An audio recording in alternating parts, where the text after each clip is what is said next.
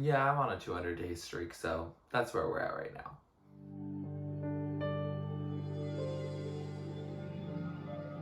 Hi, America from my phone, and welcome to another video. As you may or may not know, if you've been following me recently, but I am in Germany. I'm here for about a year. It's gonna be great. I've been in language school for about a month now, and I am learning the language, and I recently just got into a B1.2 class after moving from A1.2 to A2.2 because A1.2 was too easy for me. I got into that class, and then we finished A2.2. And at the end of A2.2, we took a test to see if we're ready for B1.1. And I took it, and I just felt really good about it, and I did really well on it as well. And so I was like, maybe we'll try B1.2 instead to give myself a little more of a challenge with the grammar. I took 5 years of Latin, so the grammar is not that big of an issue for me. It's more of just knowing vocab and practicing and creating these sentences and practicing that. And I felt like I wasn't getting a ton of that in my previous class. At first it was plenty and a little more than enough, and now it calmed down a bit, and so that's why I wanted to change, and so now I'm there. But with learning a language comes the question, especially in the 21st century, is Duolingo a good idea, or do you use a language app to help you learn a language? So that's what I want to talk to you about today, outlining Duolingo, how it's helped me, where some things are not as helpful, and how it compares to other ways of learning a language, especially as someone who's living in a country where they don't speak English as their first language. So if you're ready for that journey, let's get into it. So as I mentioned in the introduction, I hit 200 days yesterday. Yeah, I hit it yesterday. And something that's fun about that is Super, which is the paid plan. You get a few days to try it out, I think each 50 days that you complete a streak, which is fun and gives me another reason to play. And yeah, if you don't know what Duolingo is, it's a lot of different language learning exercises. I believe it's the largest language learning app that there is at this point. They have so many different languages to choose from. I will primarily be speaking about my German experience with it, but I've also studied Spanish pretty heavily on it when I was in middle and high school, though because it was middle and high school, I don't have strong memories of it based on it being a long time ago, as well as my mental state at that time. And then I also briefly tried to do it for Russian, and it was not working for Russian. So I will be speaking about German. I cannot vouch for anything that's not in a Roman English alphabet type thing. Their Cyrillic version was very confusing when it came to Russian. But back to the actual activities, there are lessons that you complete, and it used to be when I started, because I had done Spanish a long time ago on there, they would have categories where it would be food section, or maybe a grammar section, or this is stuff around the house, or animals, or whatever you wanted to learn about. It would be a very specific section, and you get specific vocab that they would teach you, and then you use it in different sentences. It was mainly writing and reading and that type of work. Now they've expanded into hearing and speaking, and I think that's been very helpful for me because that helps you really utilize the language. It makes me more confident as a speaker. It makes me more confident as a listener to hear that. So I do appreciate that benefit that it gives me in this new section. But another thing with this new section is that there's journeys. So basically, you're going through a thing, and it'll sometimes give you very personal exercises that they think are personal. And I will say it is powered by AI. I have a lot of negative feelings about the AI movement, especially when it comes to AI art. I have never used ChatGPT in my life. I don't know if I want to. I understand the benefits of it, like having something complicated explained to you, or I don't know, coming up with a recipe, or doing something. But I mean, call me old-fashioned, call me Midwestern. It just doesn't feel right, and it feels like the taking of creativity from individuals, and also allowing us to be lazier and much more like the people in WALL-E as well. But that's a topic for another day. But I bring it up because a lot of these lessons, they'll say, oh, this was your issue. But because it's a computer and it's code and it's programming, there are some times where it's not a human mistake, it's a computer mistake that you're making. And so sometimes you're incorrect on an exercise when you really were correct. And sometimes it's the opposite. Sometimes you make a typo, but it was actually, you thought it was a completely different word. So it's not perfect, but that really happened in the past as well as now. But one thing is, oh, they say you need to work on this. That just could be because of typos over time, or just that you didn't know the word at the right time.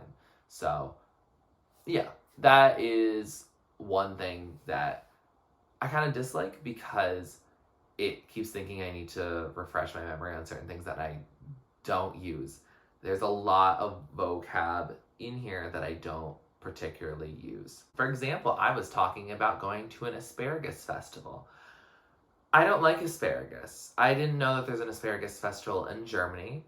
I will link in my description information about the asparagus festival if there is one. I'm not even convinced that there is one. I haven't heard anything in Köln, but it could just be something that happens in Munich or happens in Hamburg. I don't know.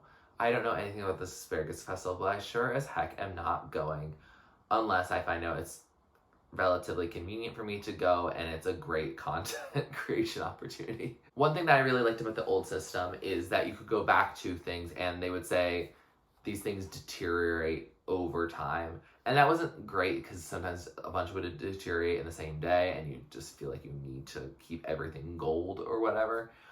But it meant that you could go back and practice specific lessons, and there are opportunities to review words that you need help with or grammar exercises that you need help with, but it's not as common. You kind of keep going on this path, and that is the most helpful thing. And you have 5 hearts in a given period, and then they grow back over time or whatever. So each time you make a mistake in one of your journeys, you will lose a heart. And that can discourage you from continuing, because if you run out of hearts, what are you going to do?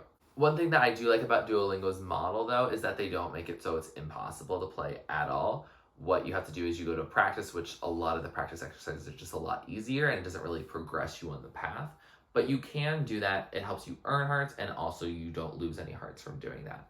So that is something that I do appreciate from Duolingo, allowing me to continue learning German even if I just messed up an exercise. They also have done many ways of gamifying it. So there's leaderboards. You'll be in a certain category, and if you get a certain placement on that, you will move up. If you don't do that well, or you don't practice a lot, is really what it is. It's not based on accuracy. It's based on how much XP you're getting each week. And so if you complete a lot, you get to move up. If you don't complete a lot, you move down. And so that's kind of a fun little way to challenge you to do more. It helps continue your time on the app, so it's smart from a business standpoint. And it also allows you to see maybe how your friends are doing, what league they're in. You're not always directly competing against them, but you can also see how much total XP you have against them, or check how much they've gotten this week versus you. That's kind of fun to snoop in and see who is having a Duolingo day and who is doing something else productive with their life. There's also a couple leaderboard opportunities that you're able to complete that can help speed run your rise to the top, and that's a matching exercise of vocab words, which I think is probably the most helpful exercise and something I've gained the most from. And then also this one, that how fast you can complete a specific lesson. You get a bunch of extra XP for it, and that is very helpful. And yeah, can help skyrocket you to the top. But also, I think the vocab is just helpful to fast recall it. It's definitely helped me as I preview into whether I think it's a good thing to use. That I think is the most helpful thing I've encountered on this app. Also, I'm totally not sponsored by Duolingo at all. They could sponsor me in the future. That's fine. I used to really like the Duolingo Owls TikTok when I was on TikTok. It's not that I don't like it now. I'm just not on TikTok, so I can't verify that I still like everything that's on there because I don't see it. But I figured, because this is one of the biggest language learning apps and I am learning another language using both that and other methods, I figured I'd share with you my thoughts. I think that pretty much covers the app. There's also a couple extra XP bonuses that you can get if you complete a lesson between 6 a.m. and noon. It will give a treasure chest that will help you double your XP if you want to complete a lesson between 6 p.m. and midnight. Same thing for that morning period. You only get the double XP for 15 minutes, so use it wisely. But that also can benefit you in the leaderboard thing. I think Duolingo's biggest strength is the idea of gamifying your language learning. I think it's be much more interactive, and it's also something that can be done in a very short window. Not everyone can fly to the country where their language is spoken and just be in a language school or interact with people who are native speakers every single day. That's not always practical. Also, you got to start somewhere. And so if you're just curious about a language, YouTube is an option, but Duolingo is also a free option as well. I say a free option because yes, you could get the super, but I will tell you what those differences are and whether I think it's actually worth it as someone who gets to test out super every 50 days. So everything I mentioned is something you can do on regular. That does exist and you can do it. The only difference is that you do have to use gems in order to do those XP boosting things on the leaderboards, but you do collect those naturally. And can it be something that runs out over time? Yes, but not like heavily. Like if you just don't do it for like a week and you're just collecting gems normally from completing goals in the day, that is totally something you can do. So having super allows you to do those without gems. Also, it allows you to never run out of hearts, so you can continue on your journey uninterrupted. You don't have to do practice at all. And while that can be beneficial if you really want to focus on that particular lesson or just progress forward, that's nice. I see why you would like that. But I also do like practice of going back. It does help and does retrain, and sometimes you do learn a new word in that section that you didn't know at all. And the third thing, and something I notice the most when it happens, is that I don't have ads. And the majority of ads on Duolingo are for Super Duolingo. I don't know why advertisers aren't going there heavily. Maybe it's just that they're not loading that properly. But Super Duolingo is the ad I get the most on Duolingo, which is not the worst ad to see. It's not as cringy as King Match or Royal Match or whatever it is. I don't know. I'm not trying to give them publicity. They have a bunch of ads that are very common from other games that you'll get on your phone or whatever, and they are gone during Super. So I do appreciate that, especially if you are trying to double XP for 15 minutes. Those ads can take up some of that extra time that if you want to cram another extra lesson in there, the ads can get in the way of that. And then the only other thing that I think is related to Super is that sometimes they'll create special practice sets for your trouble words and stuff like that. So I haven't really tested that out that much, but it seems like that could also be something beneficial as long as it's taking words I actually really don't know or injecting new words into it. I prefer that over the ones where it's just like, oh, you made a typo here, or this is just a really long word that you'll never use, and so it's okay that you spelled it wrong once, but they don't really know that it's okay. So would I get Super? Maybe if you're at a high enough level. I also think it's very much based on a higher level, because if you are A1, which basically means you are just starting out, you really don't know this language at all, I highly recommend just starting and doing it absolutely for free, because the thing about that is that you'll need to go back and practice more. It's okay to make mistakes. It's okay to give that yourself that pause to come back to it when you're in a better mindset and can correctly get the questions right, or just take the time to practice earlier material. You do have to be in the mindset, and especially as someone who's always on the go, when I have these 3 days of Super, it's always during a very busy time. I believe it was it 50 days ago? No, I think it was 100 days ago or something like that. A while ago, I got to do Super, and it was right during commencement weekend, and I was like, I will not get to utilize this that much. And I really didn't. I got to operate a line, and there was like an hour-long period where I just kind of sat there and didn't really operate a line. I think I was actually wearing this exact sweater during that. It was the video in which I was not feeling well while filming.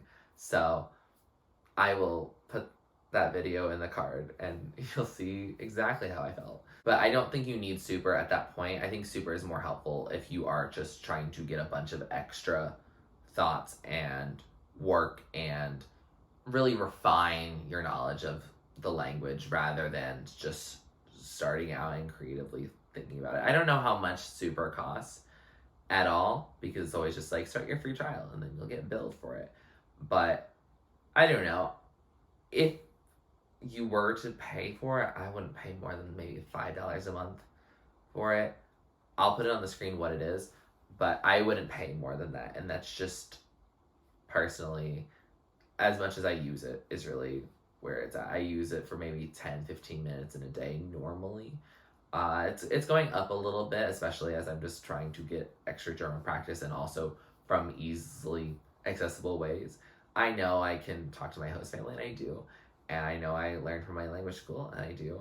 But it's nice to do something while I'm waiting for my bus or my train, or just to, I don't know, center myself. It's a nice little daily habit of mine that feels a little more directional than a Wordle or some other daily task that you do on your phone.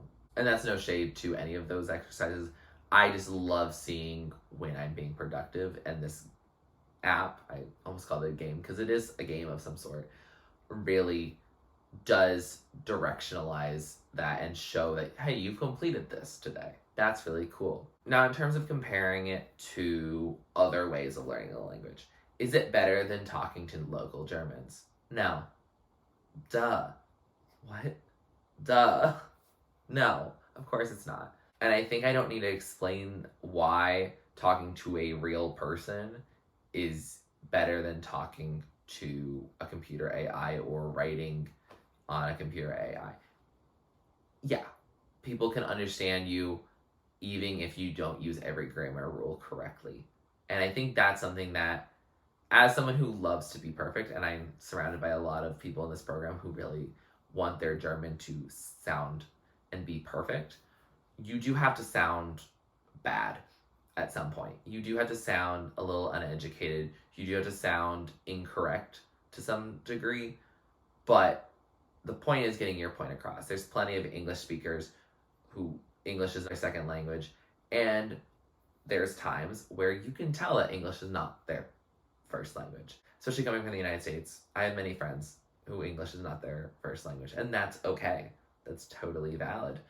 And yeah, we don't need to center English in everything. But the fact that they're practicing and utilizing the language and that you're understanding what they say, even if they pronounce a word a little funny or don't do the subject-verb agreement or have some other English rule alteration. I mean, people in English do that too. I do that too. I don't think everything I've said in this video is a complete sentence that's absolutely perfect. I probably isn't. And so talking to others, especially to my host family, I talk to them almost entirely in German. I started by talking almost entirely in English to them. And so the fact that I do primarily talk to them in German, I text them in German, I text my, I don't know, he is also staying with us at our house, but he's not in my room, so he's not my roommate, but like my housemate, I guess.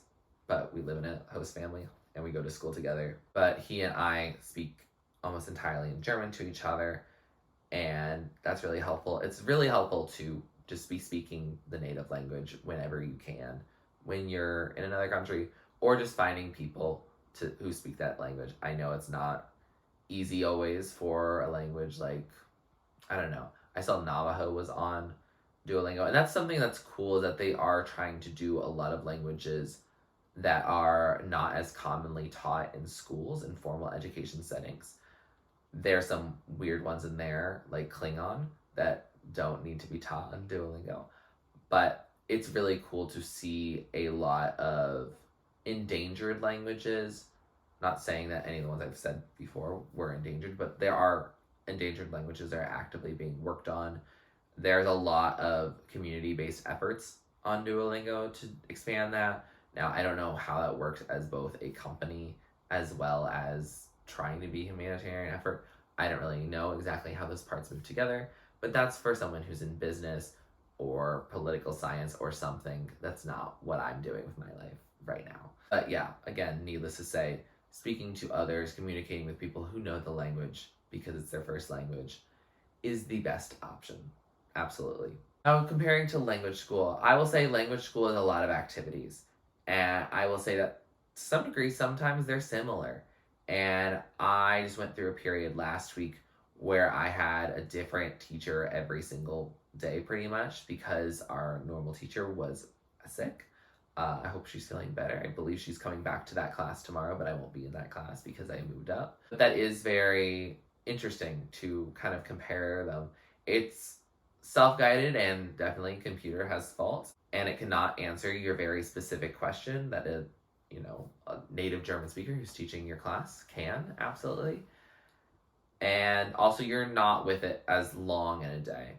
And there's things of the duration of learning a skill is important, but also how often you do that is also important.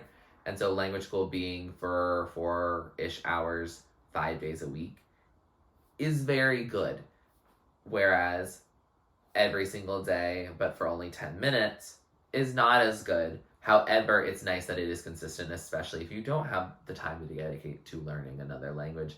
That's very important to keep that language up. I know my Spanish has lacked because I've been focusing on learning German, and so I'm really not practicing my Spanish at all. And whether I would do that on Duolingo or doing it with local speakers or in a language school or something of that nature, all of those would help, but I'm doing none of them because I'm focusing on the language I'm learning. So is Duolingo a substitution for a larger language school or for a communication with others? No, of course not. Real people are always better than computers, in my personal opinion. Yes, humans can have faults and errors, but if someone who's a native speaker of the language says it really doesn't matter if you say something versus something, and they're being genuine about it, I think you can just believe them. You don't have to really worry, because some concepts just don't exist in other languages. There's way more tenses in English than there are in German. There's ones that it's just like, oh, we'll just use the past tense instead of this plusquamperfect. Now, plusquamperfect does get used sometimes, but it's not that common. Whereas in English, the past perfect is I have had that, or when that had happened, when it's had, but also another, the ed, the past tense. I'm not going to explain English linguistics tonight, but you get the point that there's certain things that just you don't get from the app that you will get from talking to a real human or taking a class. It just is what you want to use that language for. It does help maintain language acquisition. It does help me learn new words that sometimes I do use in class because I've written them down, I've typed them out, I've spoken them, I've heard them. They are getting utilized more than maybe just a vocab sheet that's being handed to me that we're not really utilizing. It's about how much you utilize it. And while there's some words that I don't need to know how to say it in German, like a Spargelgericht, that's a asparagus dish, I don't need to know that. But I do know that, and that word will not leave my psyche probably anytime soon because of how often I have to use it in Duolingo. The last topic I want to touch on before we conclude is that there are bugs in Duolingo, and I did mention a few of them earlier, is that the AI doesn't get everything right, the computer doesn't get everything right. Sometimes there's typos, sometimes things that you put in that were right are wrong, or sometimes you put in something with a typo that's not really a typo, it's actually just incorrect, but they think it's correct because they thought it was just a typo.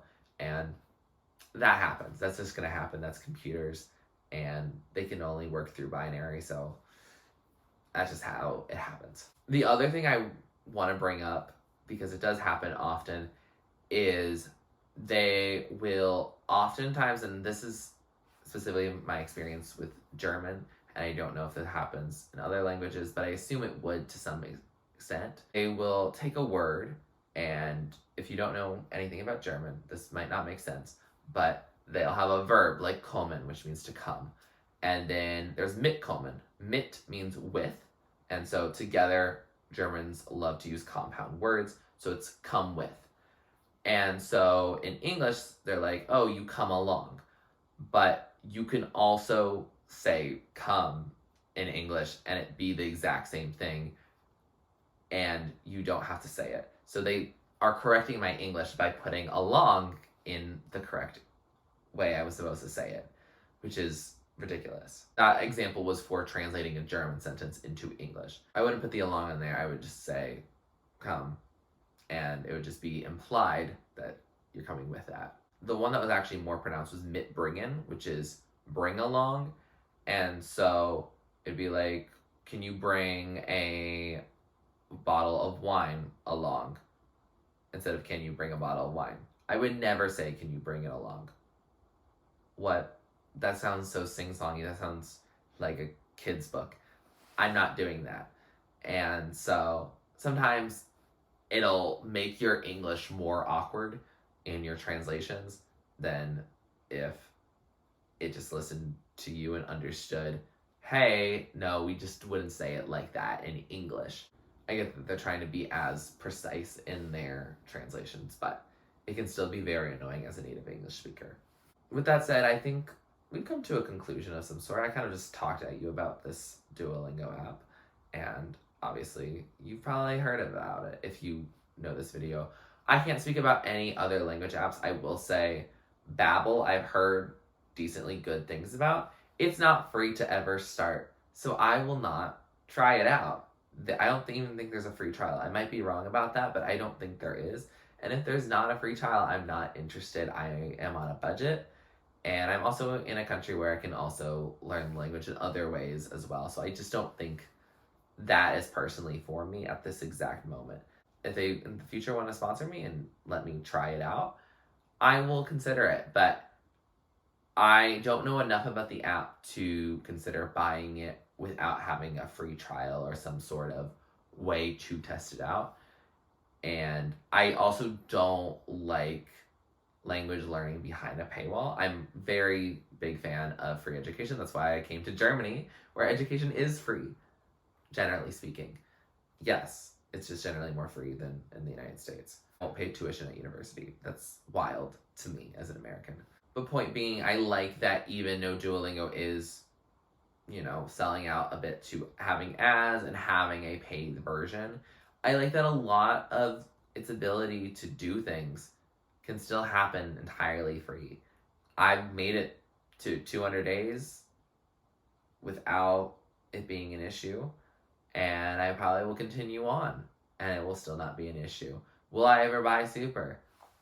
We don't know. Maybe I will get a gift card for it, or I don't know. I feel like I will either continue my streak forever or I'll stop at some point and just utilize the methods that have been stronger at helping me learn things. But I don't feel like I want to count it out quite yet. There are times where I go on Duolingo and I skip past sections, but they do try to incorporate the sections you skipped into your new lessons because they're like, oh, you really need to know how to plan a barbecue. And I'm like, I really don't, but I will do it. As of now, I don't have my phone because I'm filming with you, but I believe I moved into the B1 section, and that's the last section before you get to very personalized practice. So I can't talk about the really advanced stuff, but this is going in line with certain language learning levels that are, I think, internationally set. I don't know anything about that. That is not my forte at this exact moment. I hope in the future to learn more about it. I think it's a really interesting interest to have, linguistics and how language learning and language acquisition works. I really do want to learn about it more. And so if you have any tips or resources about that, please let me know down in the comments below.